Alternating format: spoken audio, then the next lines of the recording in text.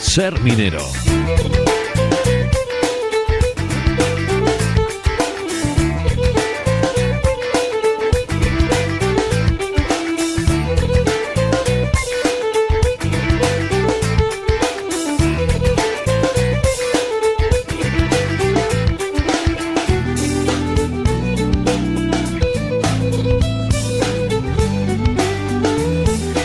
En Hoy por Hoy, León, pasamos a hablar de tradición minera. Nuestro Ser Minero lo hacemos, como siempre, con nuestro referente en la materia, Roberto Fernández, también director del Museo de la Minería y de la Siderurgia de Castilla y León, con sede en Sabero. Roberto, muy buenas, ¿qué tal? Hola, buenos días, muy bien.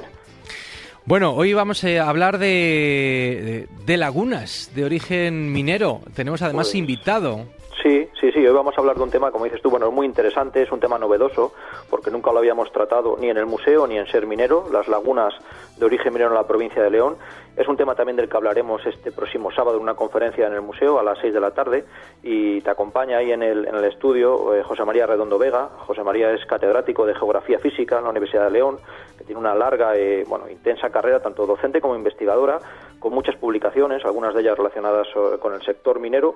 Recuerdo, por ejemplo, que en nuestra biblioteca pues tenemos uno de sus libros, que es todo un referente, Las minas de carbón a cielo abierto en la provincia de León, del año 88, o sea que es una persona que lleva mucho tiempo estudiando los temas mineros en su relación con, con el espacio, ¿no? Y nos parecía muy interesante charlar hoy con él. Pues le damos la bienvenida, José María. Bien, ¿cómo estás? Hola, muy bien. Bueno, gracias por estar aquí con nosotros para hablar de este tema, de estas lagunas de origen minero, que por tanto quiere decir que no se han configurado de manera natural, sino por la actividad del hombre, por la actividad de la minería. Sí, claro, ese es el origen. Uh-huh. Es decir, aunque aparentemente lo veamos ahora y veamos algunas que son espacios completamente naturales, como, yo qué sé, el lago de Carucedo o la laguna de Chana de Somoza, son espacios, son enclaves que lo que ponen de manifiesto es una actividad minera de más de 2.000 años. Uh-huh. Y sin embargo, pues han pasado completamente desapercibidas. Es más, hablamos de las médulas y en general todos tenemos la imagen de las médulas, de los grandes cortados del Mioceno y la Cobona, y sin embargo nadie habla de la laguna del lago Sumido, de la Laguna Negra, que quedan apartadas, Casi siempre, algunas de ellas ni siquiera en los itinerarios naturales de ese espacio, y entonces pues son un poco desconocidas, ¿no? Uh-huh. ¿Tenemos un amplio listado de ejemplos y de casos en la provincia de León? Sí, bueno, es un estudio que estamos haciendo, uh-huh. Todavía lo estamos realizando, un inventario, ¿no? Y sí, pasan casi estamos llegando a los 2 centenares, ¿no? Depende de las dimensiones. Y hablando solo de las lagunas que son permanentes, que tienen agua permanentemente. Algunas con oscilaciones de nivel, igual que si fuera un embalse, pero que siempre tienen agua todo el año y que por lo tanto son enclaves de un alto valor ecológico. Uh-huh. Entonces, hay varios tipos de mineral, según el tipo de mineral explotado, pues tiene unas características u otras, ¿no? Pero sobre todo me interesa especialmente las relacionadas con la actividad minera del carbón, porque son lagunas que empezaron a formarse hace unos 40 años, cuando empieza la minería a cielo abierto, y a finales de los años 70, ¿no? Y pues hay casi más de un centenar de ellas, y algunas muy interesantes desde el punto de vista geográfico y ecológico, ¿no? Porque hay que distinguirlas, ¿no?, muy claramente de esas que nos dices que pueden ser ya de una antigüedad bimilenaria, ¿no?, si es consecuencia de la ingeniería romana, o estas otras que son de hace 4 días. Sí, claro, en muchas hay lagunas que tienen 40 años que se han recuperado, ellas solas, nadie les ha echado una mano, se han recuperado bastante bien las condiciones naturales del entorno, y a veces es casi difícil rastrear lo que son las huellas que dejó la minería, lo que son las escombreras, porque la recuperación de la vegetación a veces sigue pautas absolutamente naturales, no necesita que el hombre le ayude, y casi a veces es más conveniente dejarlas por ellas mismas, que ellas evolucionen a ver qué pasa. Y sin embargo hay otras que son muy recientes, pues no sé, alguna de la zona de Tremor de Arriba o de Favero, tal, que son tan recientes que es el paisaje minero puro y duro. taludes muy inclinados, muy inestables, con escombros, en lagunas muy profundas, aguas casi siempre o bien muy ácidas o bien muy alcalinas, es decir, bastante alejadas de lo que son los valores normales de calidad que tiene que tener un agua, etcétera, ¿no? Entonces sí, hay bastantes diferencias de unas a otras. Roberto. José María, explícanos un poco cómo es que se llega a formar una laguna en una actividad minera, porque igual también los oyentes se lo preguntan, ¿no? Sí, pues simplemente son el resultado de la profundización de una mina, de una corta, ¿no? O de una cantera. La diferencia es simplemente eso, a medida que profundiza una explotación, llega un momento que casi siempre, tarde o temprano, se intercepta un nivel freático, es decir, un acuífero, un agua que está circulando por el interior de la roca y empieza a manar en el fondo de la corta o en el talud de la corta del fondo de la explotación. Eso en muchas ocasiones obligaba a trabajos muy costosos para bombear fuera de la explotación y seguir trabajando y sacando el mineral o la roca, y en otras ocasiones incluso llevó a abandonar las explotaciones porque se inundaba completamente de agua y no podían trabajar ni las máquinas, ¿no? Entonces ese es el origen es simplemente que se llenan de agua como consecuencia de la intercepción de un nivel freático de un acuífero, ¿no? Una vez que queda, por lo tanto, ocupan el fondo de una explotación.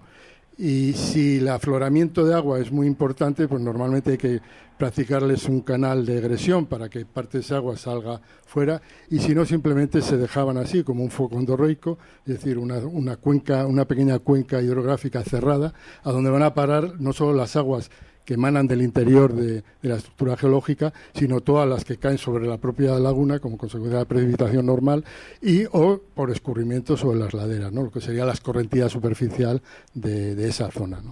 O sea, casi podemos calificarlo, ¿no?, como una consecuencia ambiental más del abandono, ¿no?, de las explotaciones mineras al final. Sí, de hecho, nosotros las consideramos como el ejemplo palpable de que no se puede realizar una restauración. Es decir, la restauración de la actividad minera es muy difícil, y el ejemplo es que hay lagunas y que no se van a poder restaurar nunca.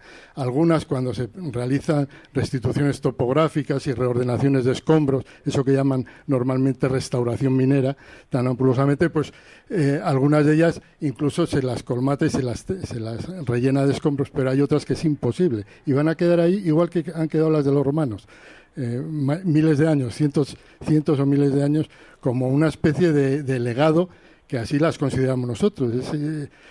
Ahora que ha desaparecido la minería del carbón, las lagunas que tienen el origen en la minería del carbón son un legado cultural más, y que por tanto primero hay que conocer, y hay que conocer para entenderlas y por supuesto para conservarlas, ¿no? Has comentado, José María, que algunas de esas lagunas presentan unas características que se salen un tanto, ¿no?, de los parámetros.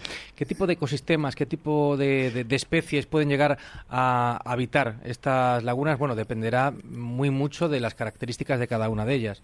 A veces es fácil que se desarrolle la vida en torno a este tipo de lagunas tan condicionadas por la verdad es que a veces cuando uno de los trabajos que hacemos cuando vamos al campo, cogemos una muestra y miramos la acidez, porque es un parámetro que enseguida nos habla de la calidad del agua.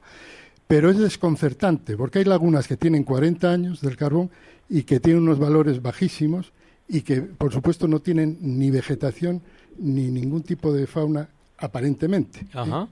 Y sin embargo hay otras que tienen la misma edad y son verdaderos enclaves ecológicos. Es decir, las que tienen truchas, alguien las echó allí.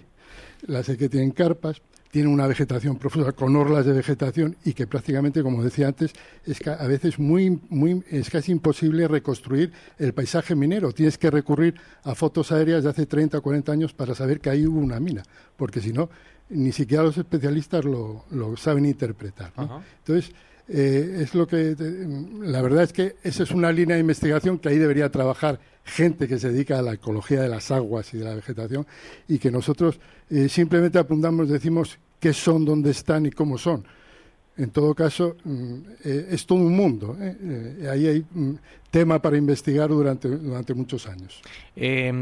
Más o menos próximas a donde estamos, ¿qué casos tenemos? Digo, de la capital, por ejemplo, ¿no? Has estado mencionando algunos casos muy paradigmáticos en la zona del Bierzo, en nuestra montaña central o en la montaña oriental. Tenemos lagunas mineras mucho más cerca. Las tenemos en la vega del río Bernesga, en el Porma o en el Esla. Son lagunas mineras porque son explotaciones de gravas, de áridos, que además son muy interesantes, son las que primero se recuperan, sin ni siquiera realizar ningún trabajo, porque siempre están alimentándose de agua del acuífero del río, que lo tiene muy próximo. Son poco profundas y hay algunas en la zona del Porma y de aquí, que son verdaderos enclaves ecológicos para avifauna. Lo saben los biólogos porque es uno de los sitios que están siempre testando e investigando, ¿no? Es decir, que las tenemos muy cerca. Y son verdaderos enclaves naturales. Y fíjate que el origen es ese.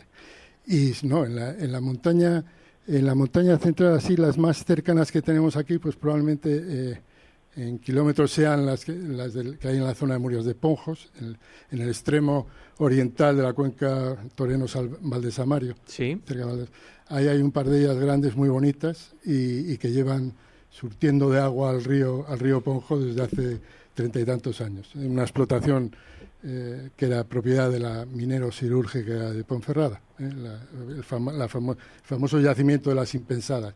Pero bueno, también las hay en Valderrueda y sobre todo la zona donde hay una mayor concentración es en la zona de la Ciana, Cabrillanes, y sobre todo en Favero y en Toreno. Las de Toreno son bastante antiguas, corresponden a la primera fase de pequeñas explotaciones que trabajaron los macizos de protección de las antiguas minas y tal, y hay muchas, no son muy grandes, pero es un verdadero rosario de ellas, ¿no? A lo largo de todas las laderas, y algunas con una calidad ambiental, y son cotos de pesca, que la gente va a pescar allí, algunas de ellas, otras no tienen absolutamente nada.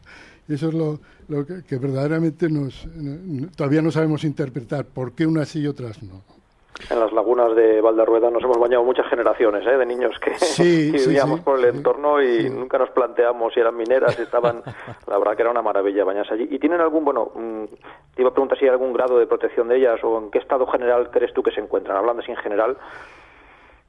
Pues no, que yo sepa no tienen ningún grado de protección excepto aquellas que están dentro de teóricamente dentro de un espacio natural protegido, no dentro de las médulas, pero no sé exactamente si quedan dentro de lo que es el monumento o quedan dentro de la otra categoría de espacio protegido. Pero que yo sepa no tienen ningún tipo de protección. Es más, no se sabe muy bien ni a quién pertenecen, porque igual que las minas, muchas de las minas pues estaban, unas veces son concesiones mineras, pero unas veces estaban sobre un espacio que había adquirido la empresa y otras simplemente era de un particular o una junta vecinal. Las lagunas les ocurre un poco lo mismo, ¿no? Están ahí en una especie de limbo, vamos a decir, legal, ¿no? Bueno, Roberto, un tema ciertamente fascinante. Es una suerte que vayáis a poder profundizar en ello con la charla que va a ofrecer próximamente José María. ¿Recordamos día y hora? Sí, este próximo sábado a las 6 de la tarde en el museo. Muy bien, pues ha sido un placer tenerte por aquí y haber disfrutado de este pequeño anticipo. Gracias por haber venido. Gracias a vosotros. Gracias, Roberto. Cuídate, hasta la semana que viene. Llegamos enseguida a la 1 de la tarde, noticias y luego a la segunda hora de Por el León.